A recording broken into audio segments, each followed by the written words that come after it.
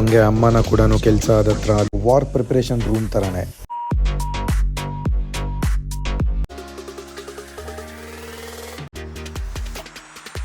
ಜಾಸ್ತಿನೇ ಫ್ಲೆಕ್ಸ್ ಮಾಡಿದೆ. ಸೊ ಅವರ ಹಾಕಿ ಎದೊಳೋದ್ರಲ್ಲಿ ಇದಲ್ಲ ಮಜಾ. ಆ್ಯಪಲ್ ನಾವು ಗೊತ್ತಲ್ಲ ಫ್ಲೆಕ್ಸಿಂಗ್ ಅಂತೂ ಮಿಸ್ ಕಾಫಿ ಅದು ನನ್ನ ಫೇವ್ರೇಟ್. ಅದಾದ್ಮೇಲೆ ಅಮ್ಮನೆ ಹತ್ರ ಸ್ವಲ್ಪ ಮಕ್ಳು ಕುಂಟೇಬಲ್ ವರ್ಕ್ ಮುಗೀತು. ಎಕ್ಸಾಕ್ಟ್ 2:30 ಆಗಿತ್ತು. ಇಲ್ಲಿ ತನಕ ನೋಡಿದ್ರೆ thank you so much.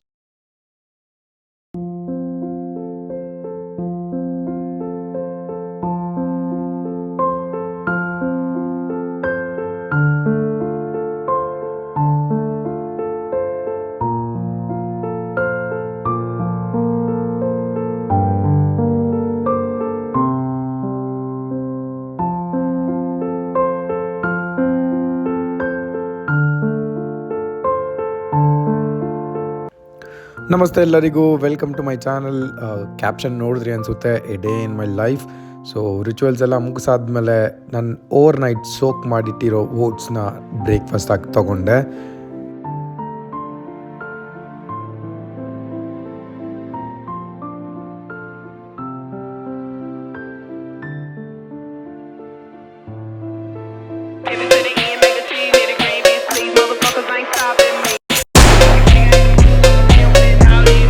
And ನಾವು ಇಟ್ಸ್ ಅ ಜಿಮ್ ಟೈಮ್.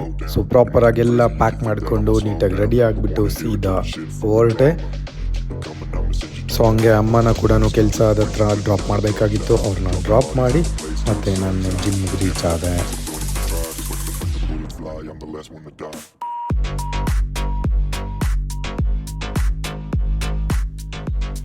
ಮುಂಚೆ ವಿಡಿಯೋಲಿ ಹೇಳ್ದಂಗೆ ನಮ್ಮ ಜಿಮ್ಮಲ್ಲಿ ಅಟೆಂಡೆನ್ಸ್ ಅಂತೂ ಕಂಪಲ್ಸರಿ ಇರಬೇಕು. ಸೊ ಇದೇ ನಮ್ಮ ಜಿಮ್. ಸೊ ಈ ರೂಮ್ ಅಂತೂ ಒಂಥರ ಹೆಂಗೆ ಅಂತಂದರೆ ಯುದ್ಧಕ್ಕೆ ಮುಂಚೆ ಪ್ರಿಪೇರ್ ಆಗೋ ವಾರ್ ಪ್ರಿಪರೇಷನ್ ರೂಮ್ ಥರನೇ. ನಮಗೆ ಬೇಕಾಗಿರೋ ವಸ್ತ್ರಗಳನ್ನು ಧರಿಸಿ ಪ್ರಾಪರಾಗಿ ಯುದ್ಧಕ್ಕೆ ರೆಡಿಯಾಗಿ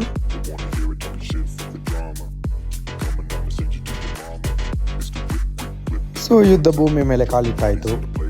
ಗುರು, ಯುದ್ಧ ಮಾಡೋಕ್ಕೆ ಮುಂಚೆ ವಾರ್ಮ್ ಅಪ್ ವೆರಿ ಇಂಪಾರ್ಟೆಂಟ್.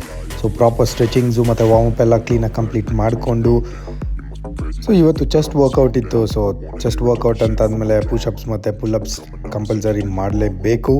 ಅದನ್ನೆಲ್ಲ ಮುಗಿಸ್ಕೊಂಡು here we go workout start ಮಾಡಿದೆ. ಚೆಸ್ಟಿಗೆ 5 ವೇರಿಯೇಷನ್ಸ್ ಮಾಡಿ ಆಮೇಲೆ ಟ್ರೈಸಿಪ್ಸು ಕೂಡ ಕಂಪ್ಲೀಟ್ ಮಾಡಿಕೊಂಡೆ.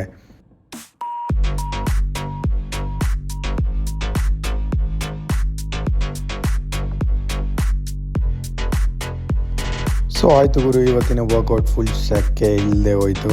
ಅದಾದಮೇಲೆ ಸೀದಾ ಮನೆಗೆ ಬಂದು ನಾನು ಪ್ರೋಟೀನ್ ಶೇಕ್ ತೊಗೊಂಡೆ. ಗುರು, ವರ್ಕೌಟಲ್ಲಿ ಮಾತ್ರ ಡಿಸಿಪ್ಲಿನ್ ಇದ್ದರೆ ಸಾಕಾಗಲ್ಲ, ನೀವು ತಿನ್ನೋ ಊಟದಲ್ಲೂ ಕೂಡ ಡಿಸಿಪ್ಲಿನ್ ಇರಬೇಕು. So diet is very important. ನನ್ನ ಮೀಲ್ಸ್ ಯಾವತ್ತೂ ನಾನೇ ಪ್ರಿಪೇರ್ ಮಾಡ್ಕೊಳೋದು. ಸೊ ಬನ್ನಿ ಮಾಡೋಣ.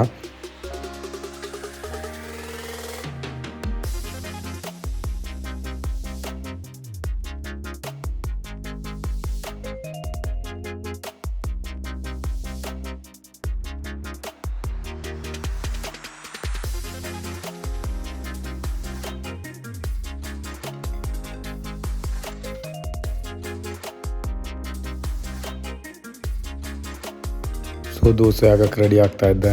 ದೋಸೆ ಹಾಕೋದು ಕೂಡ ಒಂಥರ ಹಾರ್ಟ್ ಗುರು, ನೀಟಾಗಿ ಪ್ರಿಸೈಸಾಗಿ ಹಾಕಬೇಕು. ಅದಾದಮೇಲೆ ಗ್ಯಾಪಲ್ಲಿ ಸ್ವಲ್ಪ ಫ್ಲೆಕ್ಸಿಂಗ್ ಮಾಡಿಕೊಂಡು ಜಾಸ್ತಿನೇ ಫ್ಲೆಕ್ಸ್ ಮಾಡಿದೆ, ಸಾರಿ ಫಾರ್ ದ್ಯಾಟ್.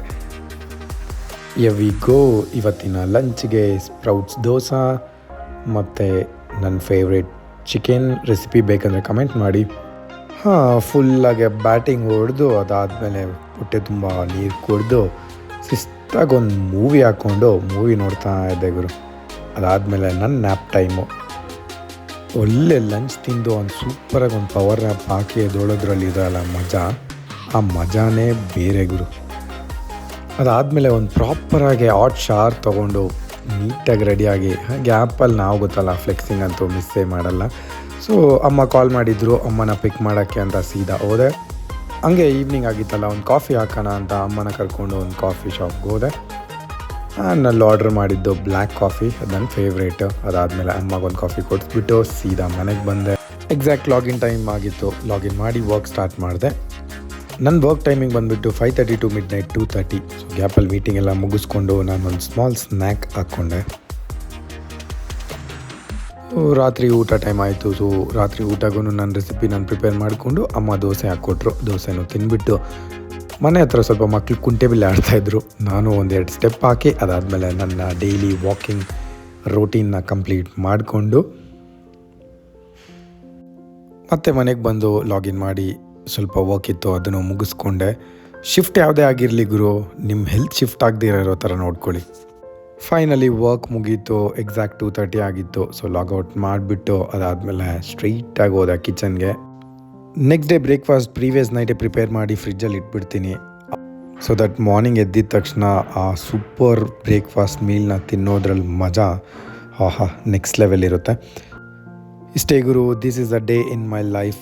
ಇಲ್ಲಿ ತನಕ ನೋಡಿದರೆ ಥ್ಯಾಂಕ್ ಯು ಸೋ ಮಚ್. ಇದೇ ಥರ ಸಪೋರ್ಟ್ ಮಾಡ್ತಾಯಿರಿ. ಶುಭರಾತ್ರಿ. ಮತ್ತೆ ಇನ್ನೊಂದು ವೀಡಿಯೋಲಿ ಸಿಗೋಣ. ಅಲ್ಲಿ ತನಕ ಬಾಯ್.